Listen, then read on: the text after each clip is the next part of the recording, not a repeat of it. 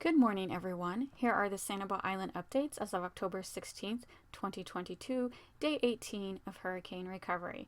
LCEC announced today that they will be able to restore power to essential services such as the school, RO plant, and fire stations as early as next week, October 20th, which is next Thursday.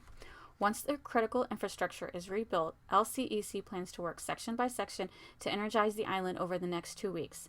By October 23rd, City Hall and public safety facilities are estimated to be in service. Each section that is rebuilt or repaired makes it possible to connect additional residential and commercial customers, the majority estimated to be restored within 13 days. The harder hit sections of Captiva, like North Captiva, will take time to rebuild. So between Sanibel and Captiva, there are 11,000 customers of LCEC. Clarification on the island water service. To re-establish water service at your property, you must make a request to Island Water using the Hurricane Ian Restoration of Water Services form. Island Water will work to return service within 72 hours of receiving your request. Water meters are not to be turned on by anyone other than Island Water personnel. This form can be found on their website, islandwater.com. The Sanibel Community Church has plenty of free cases of water to give out to anyone currently on the island. Water can be picked up in their parking lot.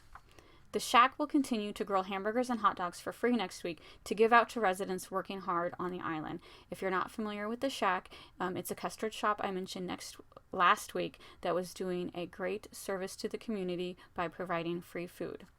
They will be back at their restaurant tomorrow, cooking thanks to lots of generous donations of food. They have a GoFundMe page if you are interested in donating to their efforts to provide food to residents and emergency crews.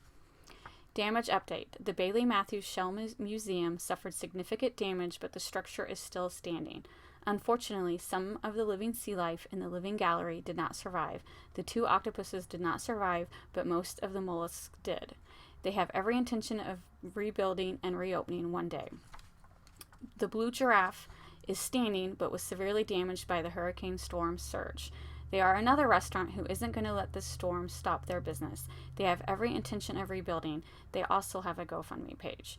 I just mentioned these GoFundMe pages, but I am not personally endorsing any charity. It is up to you to do your own research and decide where to donate. So many people needing help right now, so choose wisely. Thanks for listening.